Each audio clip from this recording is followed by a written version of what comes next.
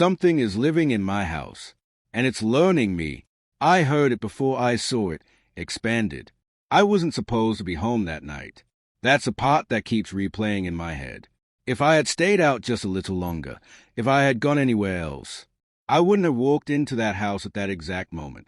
And maybe it wouldn't have noticed me.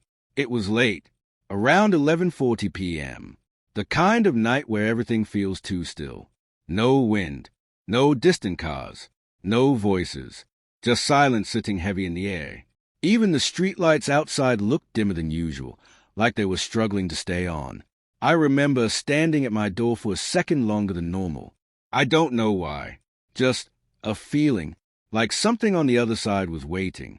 I shook it off, unlocked the door, stepped inside, locked it behind me. The house looked normal, exactly how I left it. The couch, the table, the faint smell of detergent from earlier. Nothing out of place. But the silence inside felt different from outside. Thicker, like it had weight. I dropped my keys on the table, and the sound echoed more than it should have. Sharp, hollow, unnatural. Then I heard it. Upstairs. A soft sound. Not loud enough to identify, but clear enough to stop everything. It wasn't sudden. It was slow, like something dragging lightly across the floor. I didn't move, didn't even breathe properly. I just stood there, listening. It stopped. I waited.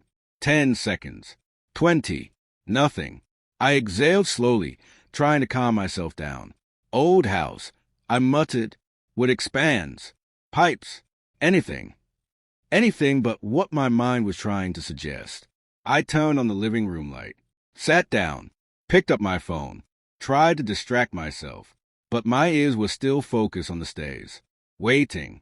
And then it came again, this time louder, longer, a dragging sound, followed by something like a faint tap. I felt it in my chest before I processed it in my head. That heavy drop, that instinct that tells you, this isn't normal. I stood up slowly. Every movement felt too loud, too noticeable, like I didn't want whatever was upstairs to hear me. I don't know why that thought even crossed my mind, but it did. I walked toward the stairs. Each step closer made the air feel colder. Not dramatically, just enough to notice. The light from the living room didn't reach the top of the staircase. It stopped halfway, leaving the upper hallway completely dark. And that's where the sound came from. I placed my foot on the first step, then the second, then the third, and halfway up, I heard it again. But this time, it wasn't moving across the floor. It was right there, at the top of the stairs, standing. I froze, completely still, because I could hear it breathing. Not loud, not aggressive, just there, slow, uneven, like something trying to stay quiet. And then something shifted. Not a step, not a movement across the floor. Just weight, like it leaned slightly forward, closer to me. That's when my body reacted before my mind did. I stepped back, slowly, carefully, trying not to make a sound, because I knew something I didn't want to admit. It wasn't just in my house. It knew I was there, and it was waiting for me to come up. I'm downstairs now. I haven't gone back. I turned off the lights. I'm sitting in the dark, listening, because I can still hear it, standing at the top of the stairs, breathing, and it hasn't moved, not even once. I'll update you. It moves when I don't look. Expanded. I think I understand something now, and it makes this worse, much worse. It doesn't move the way we do. I've been watching the stairs for almost 20 minutes. It hasn't come down. It hasn't made a sound. But something changed, because when I looked away, just for a second, it was no longer at the top. I didn't see it move. I didn't hear it step. It was just closer. Now it's in the hallway. I know that doesn't make sense, but I didn't watch it come down. It only moves when I'm not looking. I tested it. I didn't want to, but I had to know. I stared at the staircase, focused, unblinking. Nothing. No movement. Then I turned my head slightly, just enough to break direct eye contact.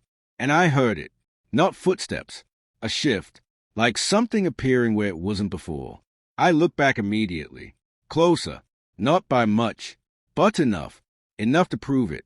It doesn't walk. It waits. and then it's just somewhere else. I moved into the kitchen. I needed space. I needed light. I turned on every light I could find. It didn't help, because the shadows didn't feel right anymore. They weren't stable. They stretched in ways they shouldn't. Move when nothing else did. I grabbed a knife, not because I thought it would help, but because standing there empty-handed felt worse.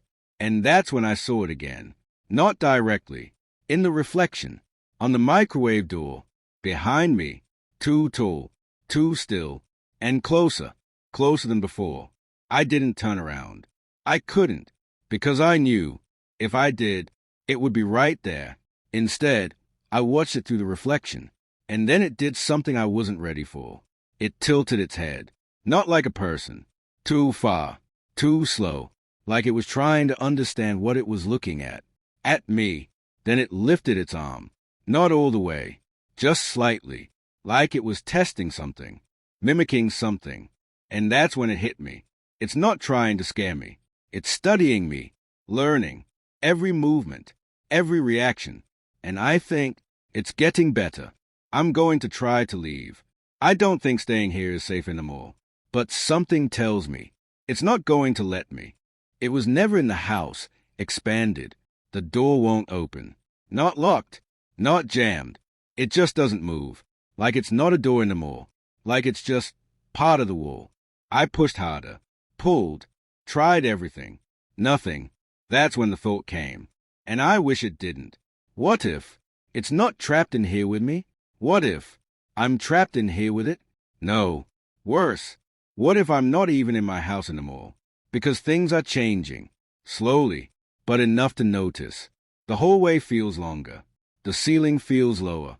The walls, closer, like the space itself is shifting. And the lights, they flicker, but not randomly, in patterns, like something is passing between them. I turned around slowly, and there it was, right in front of me, not hiding, not waiting in the dark, just standing there. And now I can see it clearly. It doesn't have a face, not empty, not blank, just unfinished, like it hasn't decided what it's supposed to be yet. But its shape is changing, subtly, its posture, its height, even the way it stands. It's starting to look like me. I took a step back. It took a step forward. Perfect timing, perfect distance, like a mirror, but wrong, because it wasn't copying me. It was adjusting to me, learning how to be me. And then I understood. It doesn't need to attack. It doesn't need to chase. It just needs time. Time to watch. Time to learn. Time to become. And when it does, I don't think there will be two of us anymore. I'm sitting in the corner now. It's standing across from me, not moving, just watching. Every blink feels dangerous. Every second. It looks more familiar. If I stop responding, if I disappear, don't come here. Because whatever this thing is, it doesn't stay in one place. It becomes. And once it becomes you, it leaves.